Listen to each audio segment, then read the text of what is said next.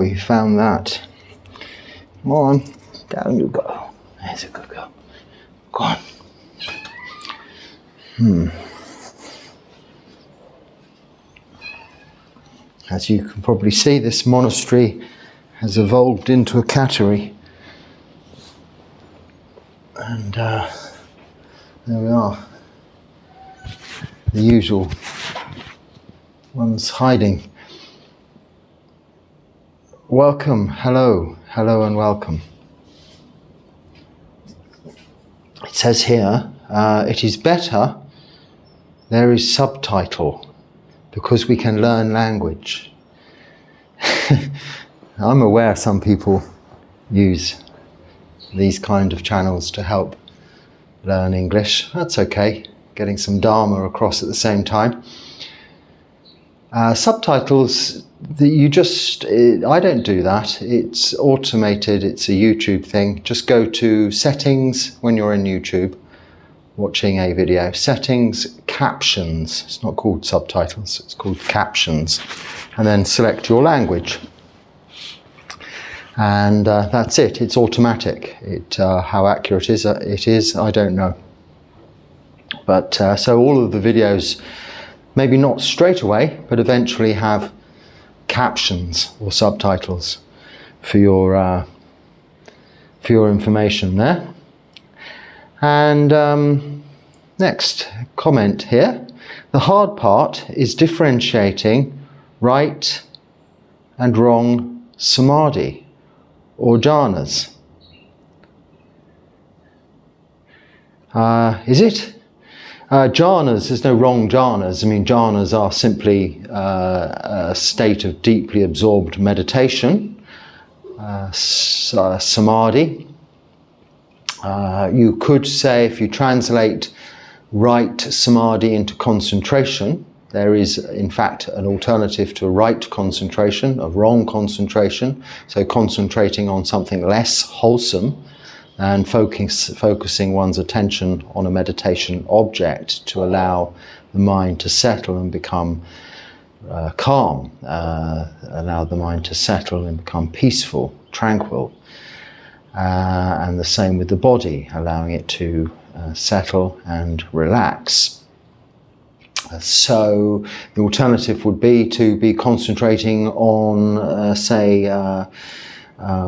a task in hand, or maybe a computer game or a shooting game, something like that. Shooting, focusing, aiming a gun. One who is a sniper might have to be extremely, not only mindful, but not samasati, wrong mindfulness. It would have to be, not right mindfulness, and also employ a considerable amount of concentration, but not necessarily right concentration. So it's not hard to differentiate your intention. So right intention is the forerunner of establishing yourself on the path to enlightenment through keeping sila, moral virtue. You have the right intention to do so. And therefore right samadhi is with a view to developing insight, seeing clearly into the characteristics of existence, and then ultimately panya, developing wisdom. So I don't think it's really hard to differentiate. It's common sense, isn't it? That when you sit in meditation to help develop peace and tranquil states of mind, that's the right thing to be doing. Whereas perhaps just sitting watching some mindless entertainment to distract yourself from the realities of life, the truth, is, not so much a good intention and therefore not right concentration. So, hi teacher, I wanna ask, the first time you experienced jhana, was it before or after you became a monk? Do normal people have lower chance attaining jhana, especially the one who have a busy life? So, concentrate your interest on your own practice, not the practice of others. Monks are not allowed to discuss their own attainments, whether it be to what levels of jhana or full enlightenment in any capacity whatsoever. But I will say that one doesn't have to be ordained to be a monk to experience jhana. Far from that. I mean, it doesn't necessarily mean because you've ordained and you've become a monk that you will be able to practice samadhi any better than previously. In fact, there may be more, albeit different obstacles, but more obstacles in your way. Other duties you're getting used to, the training to become familiar with all of the 227 rules of a bhikkhu, on the way of living, all of the additional bylaws to those contained in the Vinaya, but also used in different monasteries in different ways to adapt and create a cordial and harmonious community for those monks living together, to get on well and be able to interact with each other, but not get in the way of each other's practice, but as a team supporting each other towards the same end, whilst also maintaining the existence and the establishment and maybe growth of the community itself. So there's a lot there to also be getting in the way. Whereas if you already have your established home environment and you set aside time in your day to practice meditation, you have the other support structures in place, you have accommodation, you have food, you have safety, comfort, and you can then dedicate your time that you allot solely to the practice of meditation and maybe have a better chance even of achieving jhana. So I must say my meditative experiences of a significant nature and the most memorable were prior to ordination, when I had such an opportunity as that, and then subsequent to ordination after the initial training, living in communities and being able to go out alone into solitude, then again. But in the interim period, during living in busy communities with all of the duties and responsibilities therein, I would say it was perhaps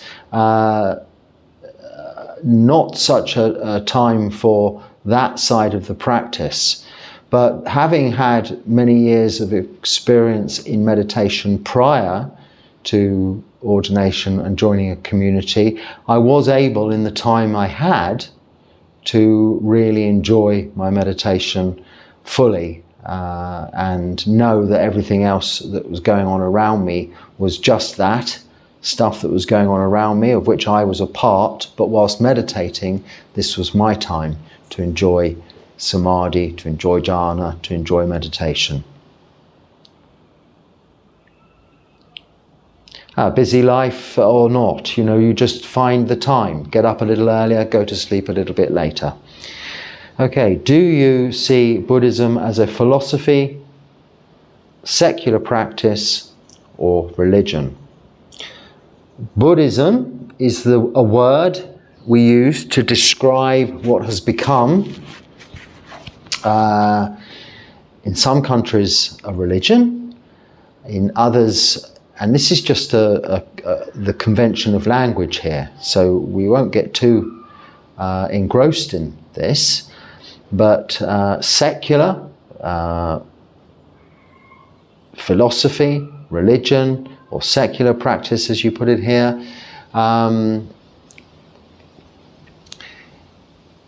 it stands out on its own.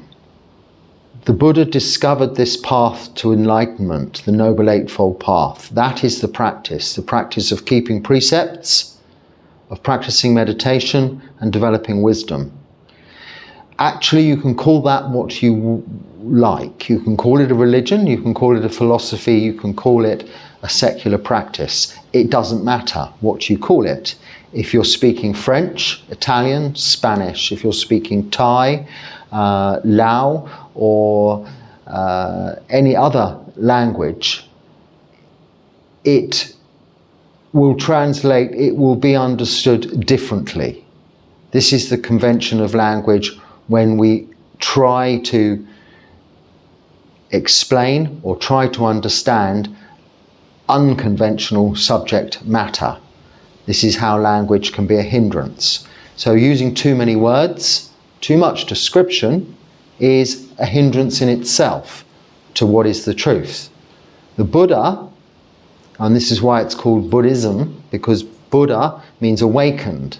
So the man, Siddhartha Gautama, of the Shakyamuni tribe, was enlightened, in other words, became awakened to the truth through many years of practice, and then spent even more, many years, decades, teaching that practice, that Noble Eightfold Path, and establishing the Sangha. That is the body of ordained individuals, people who dedicate their time fully to that practice, rather than integrating it into lay life.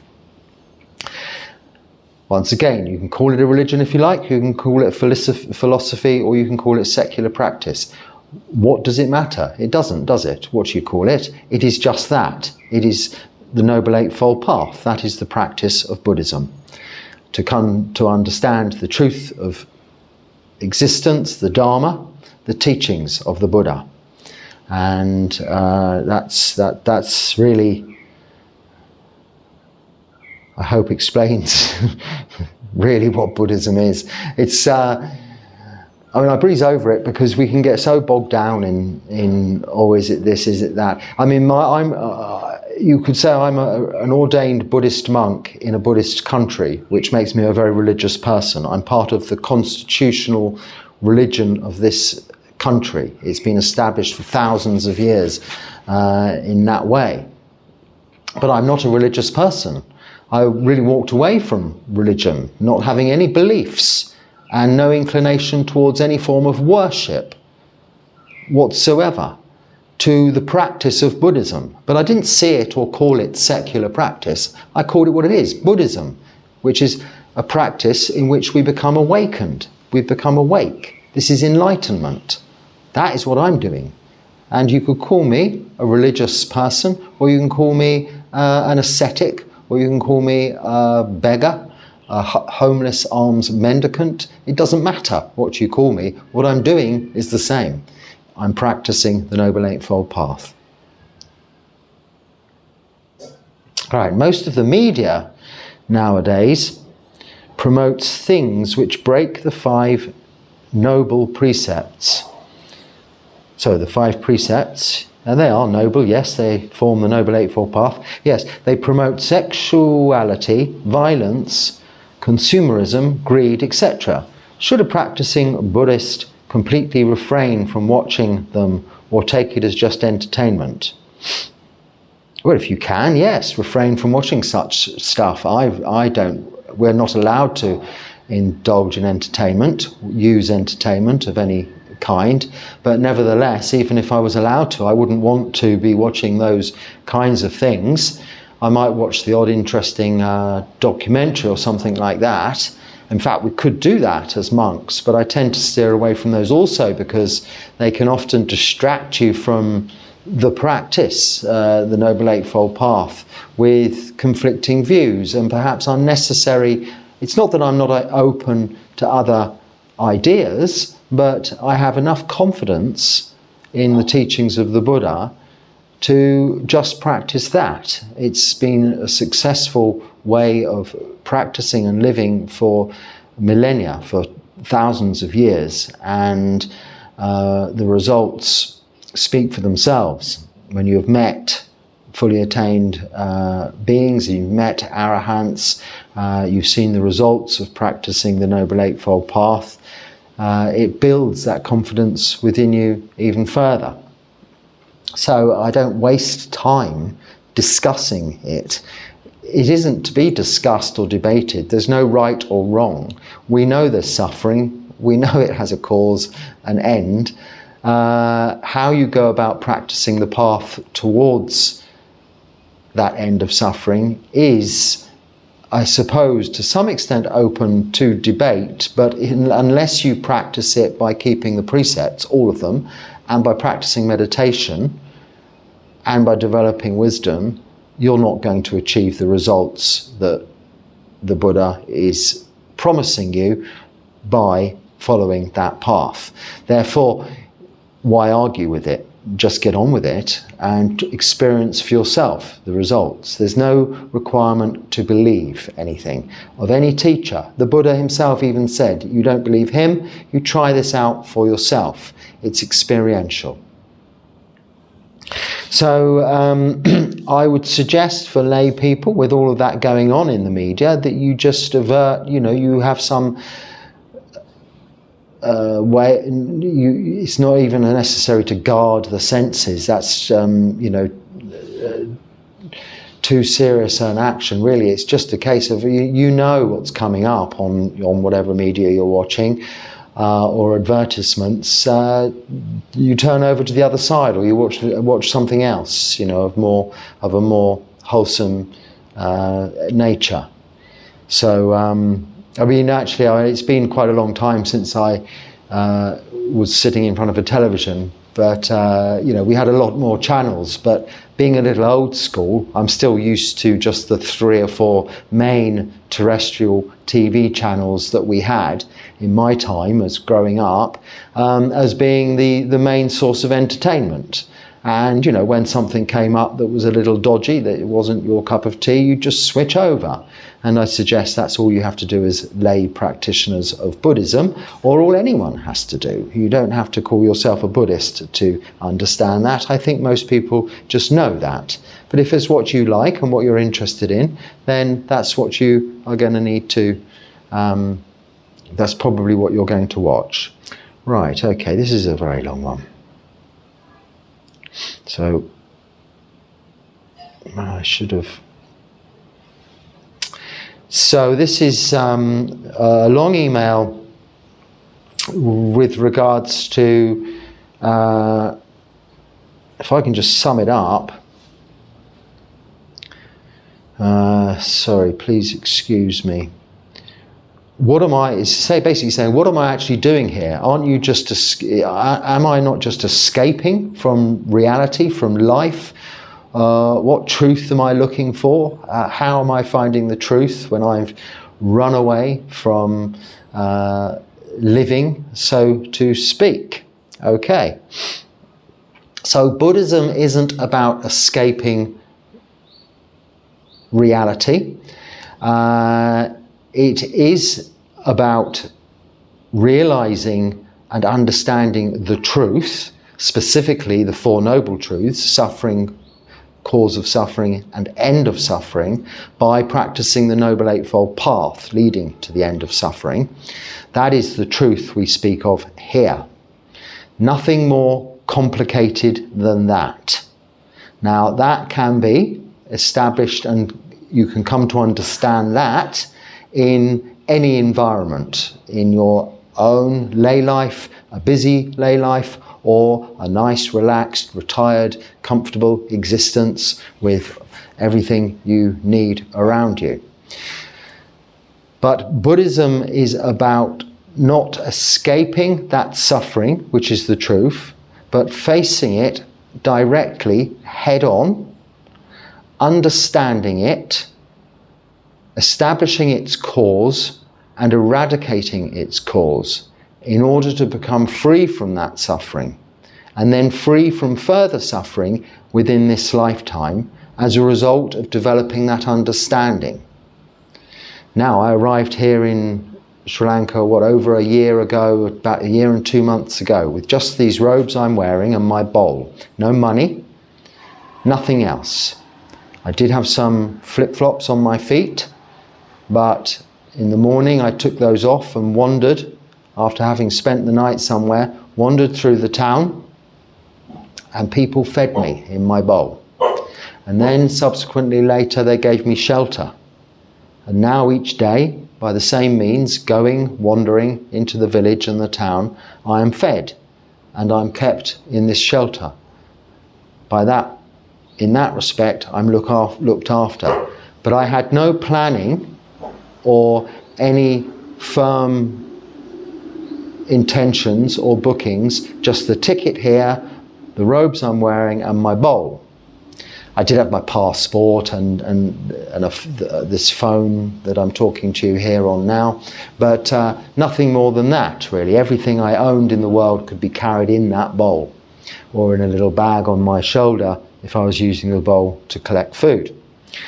We understand the cause of suffering is desire, so we follow this path of renunciation in order that we can expose ourselves to that suffering, to see it more clearly, but not to torture ourselves in an ascetic way by like standing on one leg or sleeping on a bed of nails, but to bring our existence into the simplest possible form there is. Just eating one meal a day, wearing this simple form of clothing for protection and modesty, and having whatever basic shelter is on offer to us. That is good enough. Now, if you think by comparison to your own current environment and existence that is escapism, that is escaping, then you could try it yourself. You could, even without ordaining, you could perhaps first of all just leave all of that behind, give it up. Go say goodbye to your family, give all your money away, give all of your goods and accessories and chattels that you own away, and your houses and cars, just give them away, as I did, and just go to a completely strange country, walk into a monastery and say, I'm humbly yours, do with me what you will. If you think that's escapism, then you should try it and see how it feels. I think what you'll notice is that you will have to very quickly establish a considerable amount of humility, because you've humbled yourself and made yourself extremely vulnerable to be supported by others, literally supported for the next morsel of food that goes into your mouth by another.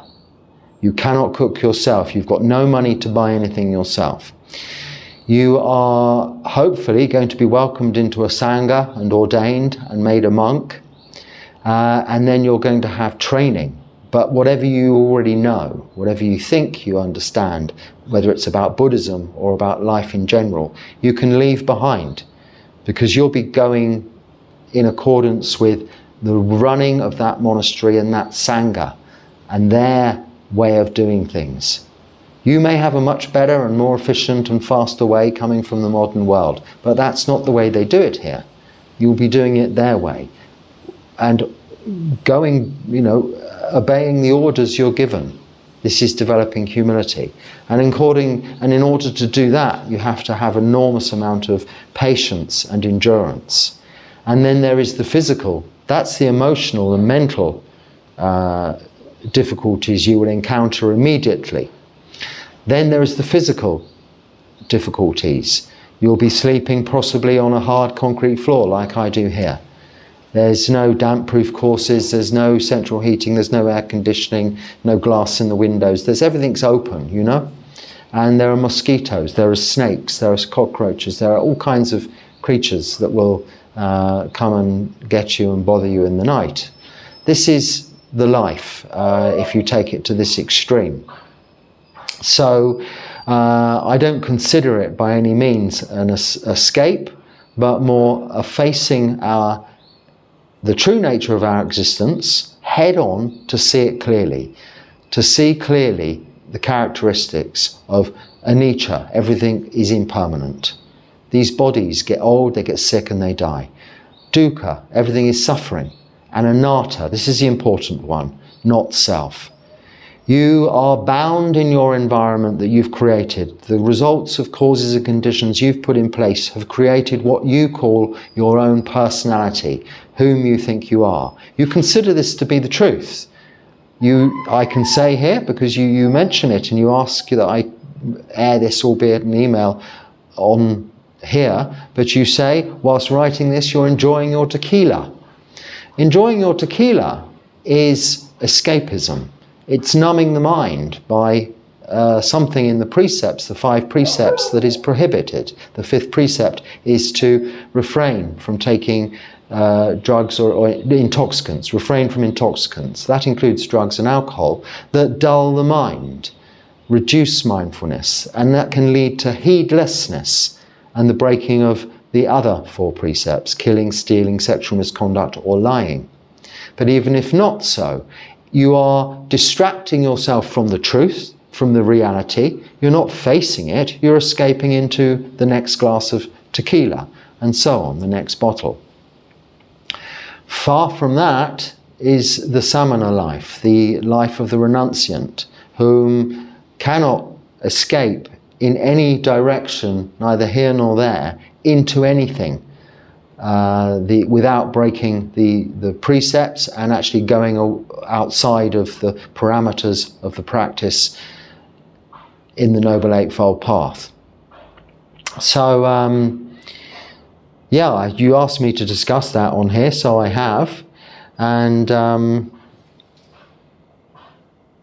next comment here is it's another it's a long email, but I won't read the email indirectly, but it's just about using an app for meditation. Is it a good idea? Is to sum up the question. So I can say the app, the name of the app, because I don't know anything about it, but I think he says it's called the Insight Meditation Timer. And then his concern is that it's promoting him to, or pushing him to go on and what would you say? Buy different stages, yes? You've got to pay some money and subscribe to get more from this app. I think this was the individual's concern. But regardless of that, regardless of what kind of app or what it is you're using, it might be a beautiful old singing bowl, or a special mala, or a particular sitting cloth or cushion. I've seen people with all kinds of meditation accessories, like special wooden folding stools and for different kinds of postures and all of this. What I'll say is any accessorizing of the practice of meditation is completely defeating the object. Well, not the sole object. If it's a tool to assist in the first instance, then maybe it might help with your interest and get you into meditation and support you as you begin meditation. But it can soon become a crutch and something that you find hard to part from. What should be really, and what he was trying to ask is how to go about explaining to other meditators whom are using such apps without criticizing the app and without criticizing them, as to what is an alternative and a better way of practicing. Well, it is simply that we are meditating to become free from the necessity of external sensual stimulation, pleasure, be able to go internally within our meditation, focusing. This is why we're focusing on the meditation object mentally, rather than listening to something externally. Now, in the 40 meditation objects, 10 of which include different colors, so really it's only about 30, that the Buddha prescribes, albeit the only one that he gives any real detail to is the breath as a meditation object. There are various what you could call external objects, like, for instance, a blank colour, a disc of a particular colour that you stare at, but that is quite simple and is something that too could be just imagined. So if you need something to help your meditation, then ask yourself, what use will your meditation be when you're stranded on a completely empty island with no electricity and no internet? So I was in such a place for a month, an island off the coast of Cambodia with no electricity and no internet. They had a bit of solar electricity for some lighting in the evening, but other than that, nothing at all. And I was able to just continue with my practice and my meditation as normal. In fact, it was an ideal environment for the short time I was there. It was only a month, but no technology whatsoever. This is the kind of practice we're looking to do. This is what we're trying to establish within our meditation. The ability to just meditate in any time, any place, anywhere, without the need for anything else to assist in that. And then you'll find that you can literally enjoy some very significant meditation experiences in the most unlikely of places, because it's the go-to resource that you have established within yourself whenever you wish to have a break, whenever you want to take refuge within yourself, for the mind and also the body, for that refreshment, that replenishment, that revitalization. You can simply go into samadhi, you can enjoy jhanas without the need of any accessories whatsoever. So hopefully that's answered that clearly. Why do they say that Theravada path is selfish when they say things like this? Anyway, why do they say Theravada? So I'm not sure who says that, but I think often in the Mahayana tradition, amongst perhaps some practitioners, they might consider the other tradition, the Theravada tradition, or even the Hinayana. Mahayana is the higher vehicle, Hinayana is the lower vehicle. So Theravada is often referred to as Hinayana practice, the lower vehicle. So I've chosen the lower vehicle to enlightenment. So if you've chosen the superior, higher vehicle, the Mahayana vehicle, it is about taking what they call the Bodhisattva vow, which is you take a vow to help all beings become enlightened before you accept awakening or become awakened, enlightened yourself. But I don't know enough about it. That could be a little bit too vague a description, and apologies if it's inaccurate. So therefore the emphasis is on everyone else, helping all beings before yourself. Whereas in Theravada it's considered that you cannot help anyone else until you have achieved this yourself. So you focus your attention on practicing the Noble Eightfold Path yourself, but not selfishly, in fact selflessly, because it isn't to the detriment of other beings, it is in the interests of other beings, in that if you're keeping sila, you're doing no harm, you're practicing meditation, you're establishing this skillful resource and developing wisdom, you are on the path towards enlightenment and setting an example for others to follow, rather than reading from books and teachings and speaking of, ancestral stories that may have gone on in the past.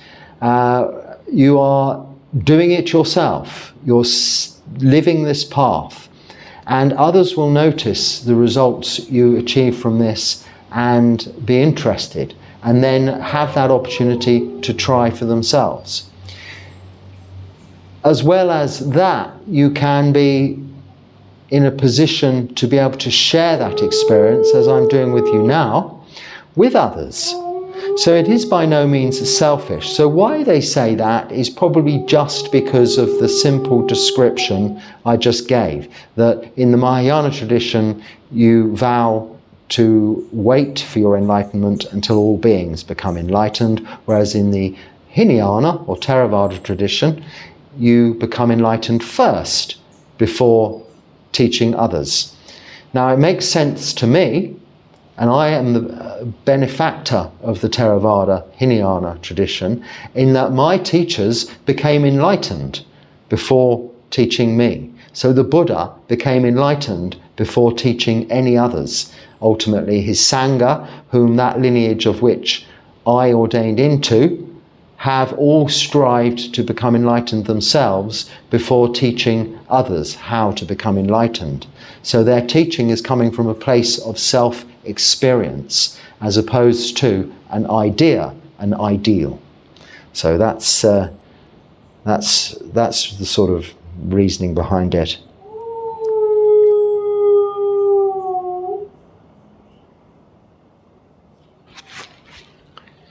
So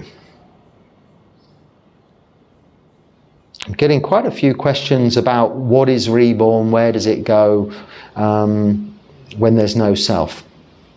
And I'm just going to sum up here, because if I read all those questions, we would be here for a week. Because what people are trying to do, again, I think I just said a minute ago, often is with the use of conventional language, trying to understand and describe what is unconventional.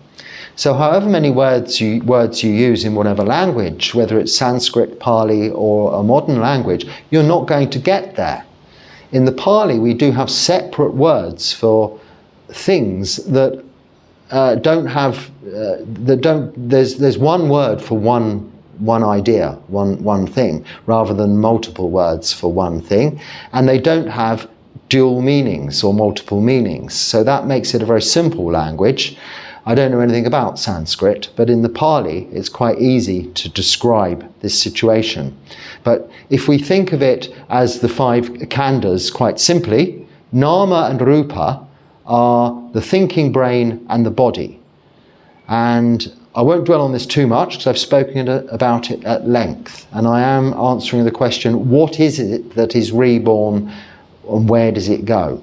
The Buddha doesn't answer this specifically, but says it is experiential for you to find out yourself.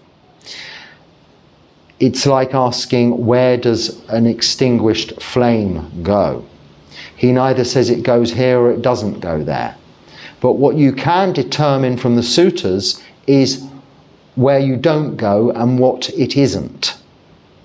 You can determine what nibbana is not.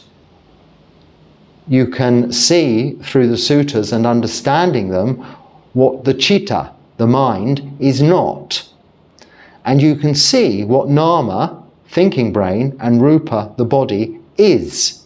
Because they are conventions. They are conditioned things of samsara. So firstly, remembering all conditioned things are impermanent, unsatisfactory, and out of our control, anatta, not self. There is no self. In these conditioned khandhas, which is aggregates, so what makes up what we consider to be this self, being the body, the physical body, rupa. And then what forms nama, the thinking brain, which is vedana, feeling, so liking or disliking. Sanya, perception or recognition, recollection. Sankhara, mental formations. And vijnana, which is consciousness, but sense consciousness. Consciousness related to what is coming from the rupa, physical body, and received in the thinking brain as seeing, hearing, smelling, tasting, touching, and thought, thinking. That is of the conditioned world. The citta is the mind. That is outside. It cannot be described. It is not of the conditioned world, so it cannot be described by a condition such as language, conditioned thing. Even languages change continuously. People don't speak in my own country like they used to speak when I left 10 years ago. In that short time, people say things now that I don't really understand. Languages evolve, everything changes, which is why often in religions, established religions, like Christianity, we have Latin or Greek in some traditions, and then they have the Hebrew. We have then obviously Sanskrit, and we have Pali. These are fairly old established languages which are not in everyday use.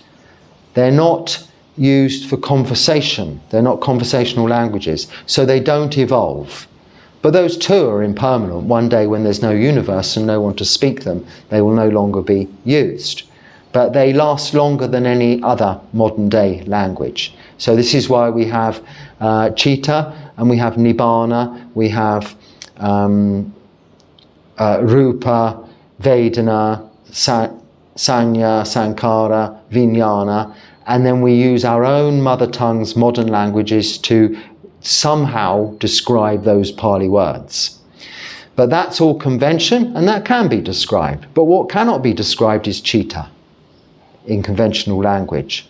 You can get an idea to know the difference between the Chitta and the thinking brain by asking yourself, when you are in love, when you fall in love, is that your thinking brain that is falling in love? Is it logical? Is it like when you see the colour yellow and it's a flower, you decide this is a yellow flower? Is that like falling in love? You see a person, they look exactly the right way, they say the right things, your mind goes tickety-tick, yes, I'm going to be in love with this person. No, it's more a Vedana, a feeling of either liking or disliking, but even so, it's more subtle than that. Where is that held, that perception? The liking or disliking is quite black and white, or any gradient in between, and can be quite logically understood to be held in the thinking brain, in nama, in perception, in recognition, in sanya, in sankara mental formations of imagining where that whole experience is going and making ideas about it. But love, can you put it anywhere? What is it? Where is it? Well, that is, we say, oh, it's in the heart. Well, of course, it's not in our pumping, meaty pump that's just circulating blood around these physical bodies, is it? No, but we say heart because it's getting us away from this thinking brain. So the Chitta is just that which knows, independent of these khandhas, independent also of, it isn't of this conditioned world. However, it is tied through attachment, through liking, through disliking, through habit, through addiction. It is tied to these five aggregates, the five khandhas. Where does it go and what goes where if there's no self? Ultimately, Nibbana, which too cannot be described, is not of this conventional world or a conventional nature. But what you're experiencing right now, here and now, in this present moment, and in each and every moment thereafter, is not Nibbana. We can say that.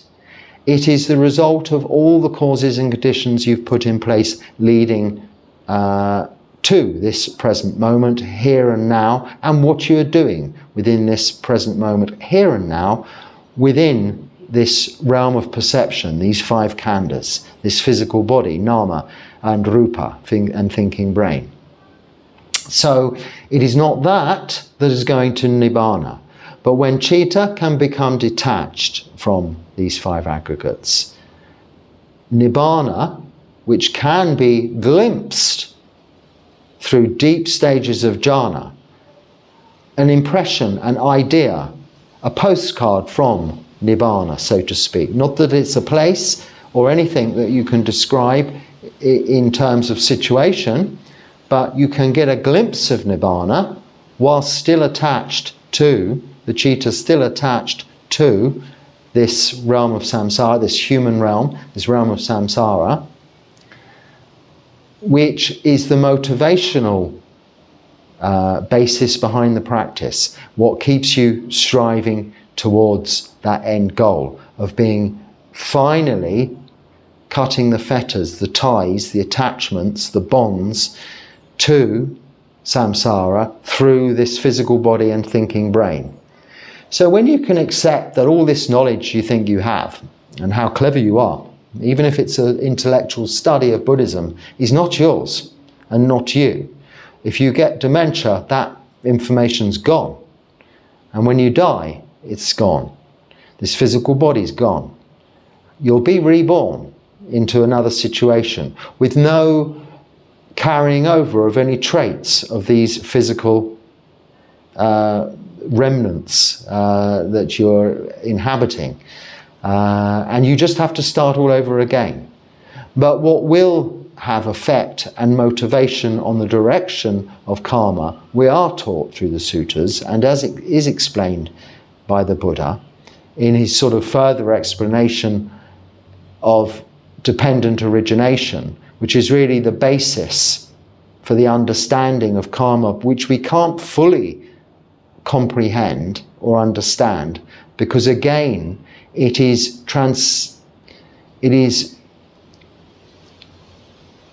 spreading over many lifetimes. So it isn't necessarily the results of your actions of body, speech and mind in the present moment will automatically show vipaka, which is the results of karma. Actions is karma, vipaka is the results of karma. In the next moment, they may be held over these results until the next lifetime. Or you may be experiencing some hard times now as a result of bad karma in many previous lifetimes. So he suggests we don't even try to go there and determine what's happening to us now, why, what was it I did and when, and what to do to predict the next. Suffice to say, however, that yes, if we do only good in the present moment, here and now, then we are making sure, by creation of only good actions, good karma, positive karma, that the future will benefit from it in the future. And the more we do, the more dilute our bad karma of the past becomes. Only that is what's carried forward. No personality traits, no memories, no thoughts. What we've done. And all we can ever do is in the present moment. So we shouldn't waste our time studying and trying to understand what cannot be understood, but can only be experienced. What we should be wasting our time, not wasting our time, what we should be using our time for, skillfully using our time for, is simply really being strict on keeping those 5 precepts, making sure we meditate every day when we have the opportunity, each and every opportunity. And that in its own sense is enough. It will develop the wisdom of the kind you need to attain to Nibbana. Now, if you can study the sutras, the written word of the Buddha, then this will also aid to that understanding and the development of wisdom. But debate and further commentary on those teachings, trying to get to the absolute bottom of where it is we go and what goes with us, is something you will experience, but you will not experience it if you spend this lifetime worrying about something that can never be answered or described, which is why the Buddha didn't answer that question. We have to read between the lines a little, take the sutras as a whole and get the general idea, and don't all spend hours arguing over one translation versus another. One means this will happen, one means that will happen, because unless you're talking to somebody who went to Nibbana and came back, you're never going to know. And if they went to Nibbana, they are not going to come back. The Buddha, in his Parinibbana, left us the Dharma and the Sangha. So we have the Vinaya for the Sangha and the Sutta Pitaka for us all. The teachings, his words. This is his legacy. We don't pray to him, he doesn't come down and teach us. We are to practice this for ourselves, realize this for ourselves, experience it for ourselves. Selves in the very sense of the word, that we need to use conventional language to communicate, to live with others, to be a part of society. This person is doing that, or these 5 khandhas wish to have this, is a waste of speech, a waste of words. It's just sounding silly. You can still say, I like this, I want some of that, I'm going here, I'm going there, because whilst we're living within the boundaries of convention, we have to adhere to the boundaries of convention. It's like living in a country whose laws are different to those of your own. You adhere to the laws of the country in which you're living in. You don't say, oh, well, I'm British, so I'm going to do it this way, even though it's illegal here. You have to, when in Rome, live as the Romans, we say in England, is the expression. You adapt. And like whilst we're in this human realm, we live in this human realm with its conventions, knowing, however, understanding, however, it is by convention alone that we are living, and that is not self.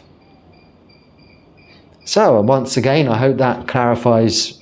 You won't know it's your question, but if it was something you were thinking about, it's much simpler. There are the 5 khandhas, there's Sucita and Nibbana. The 5 khandhas don't go to Nibbana. That includes sense consciousness, mental formations, feelings, and recollection. Yeah, they don't go.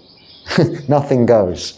All is left behind. Everything you thought is no longer, everything is impermanent. And on your death, so is the personality you think you are.